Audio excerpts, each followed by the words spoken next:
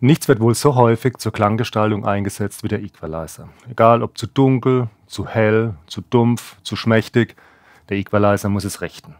Es gibt grundsätzlich zwei verschiedene Arten von Equalizern: den normalen, statischen Standard-Equalizer, den jeder kennt, und es gibt einen dynamischen Equalizer.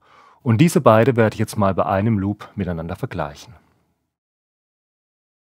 Vielleicht sollte ich noch erwähnen, dass der dynamische Equalizer standardmäßig eigentlich auch einen statischen Equalizer beinhaltet. Also zumindest alle Varianten, die ich so am Markt kenne.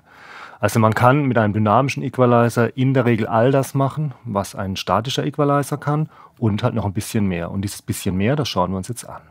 Hört euch mal diesen kurzen Vocal Loop an und überlegt mal selbst, was ihr jetzt mit eurer Klangregelung daraus machen würdet. Whenever you need me, I'll be there for you. I'll be anything that you want me to. Ich denke, ihr geht mit mir d'accord, dass in den Bässen, den Tiefmitten manchmal so ein bisschen Gebrummel ist, gerade ganz am Anfang und am Ende. Und dann gibt es noch die lauten, gepressten Stellen, die könnte man sich auch ein bisschen weicher vorstellen. Ich lasse es gerade nochmal laufen. Whenever you need, Dieses Whenever you, das ist ja so brummelig. whenever you need me, I'll be there. Und das knallt auch ein bisschen raus, dieses I. I'll be there for you. Gleich nochmal. I'll be anything that you want me to. Dieses Want Me To, das geht auch ein bisschen weit in den Keller. You want me to. Ich würde hier mal auf eine vielleicht nicht ganz optimale Raumakustik spekulieren und vielleicht auch so einen Nahbesprechungseffekt. Vielleicht hat sich der Sänger am Anfang und am Ende aufs Mikrofon ein bisschen zubewegt und dementsprechend dann solche Artefakte generiert. Der Blick auf den Analyzer wird uns ziemlich schnell die neuralgischen Punkte verraten. Whenever you need. Da haben wir schon mal den ersten. Das ist ja so grob 250 Hertz. Ich kann es auch mal genau suchen. 242. Whenever you need me, I'll be there. Und hier ca. 4000 Hertz. Mit diesem Wissen ausgestattet können wir jetzt diese Probleme relativ einfach bekämpfen. Die eben ermittelten Werte tippe ich jetzt mal kurz beim Equalizer ein. Das war einmal die 242, 242 und die 4029. 4029 Hertz. Dann öffne ich die dynamische Bearbeitungsmöglichkeit beim Equalizer und wir hören uns mal die erste Stelle an. Whenever you need. Whenever you need. Das ist schon deutlich besser. Ich würde vorschlagen, wir gehen noch ein kleines bisschen mit dem Threshold runter. Whenever you need. Whenever you need. Das ist doch schon ganz gut. Ich schalte mal aus. Whenever you need. Da brummelt's. Ich schalte ein. Whenever you need me. Jetzt brummelt's nicht mehr. Und dann haben wir noch diese Hochmittenstelle. Die ist irgendwo hier. I'll be there. I'll be there. Gut, hier gehen wir vielleicht auch noch ein bisschen mit dem Threshold runter. I'll be there for you. I'll be there for you. Wir hören mal den ganzen Take an.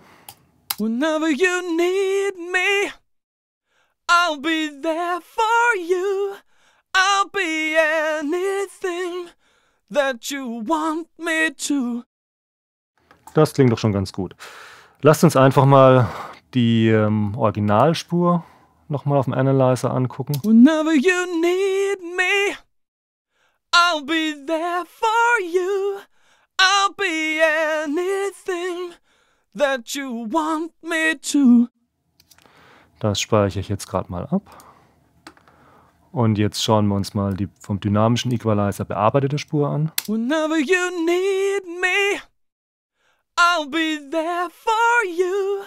I'll be anything that you want me to. Ich denke, es ist für jedermann deutlich zu hören und auch zu sehen, dass diese Pathogenstellen hier deutlich integrierter sind. Und das gilt natürlich auch für diesen Hochmittenstrahl, der da bei diesem gepressten Laut beim Sänger dann rausgeht.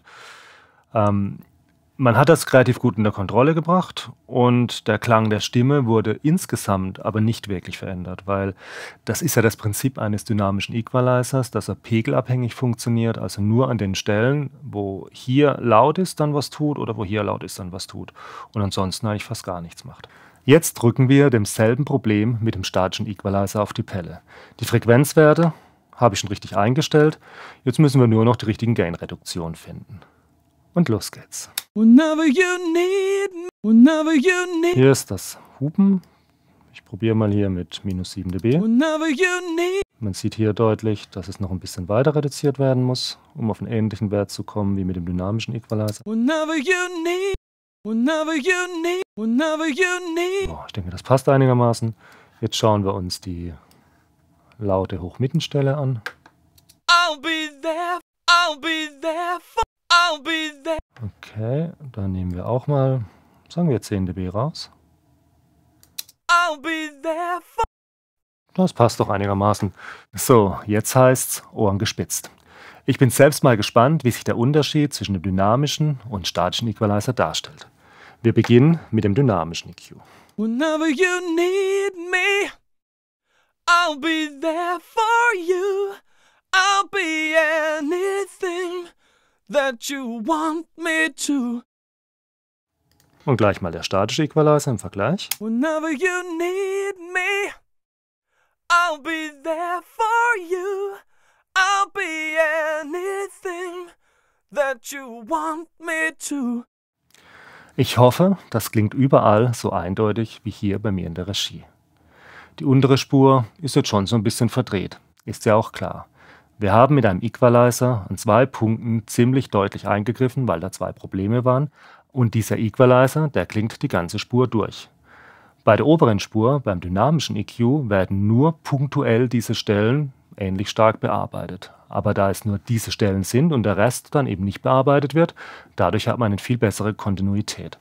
Das hört man ganz deutlich, zum Beispiel hier am Schluss. That you want me to. Das ist schon seltsam verdreht. Und jetzt hören wir hier. That you want me to. Das ist immer noch eine gute Rockstimme. Ich hoffe, das war alles für euch nachvollziehbar. Habt ein klein bisschen was gelernt und wir sehen uns hier bei Hofer. Tschüss.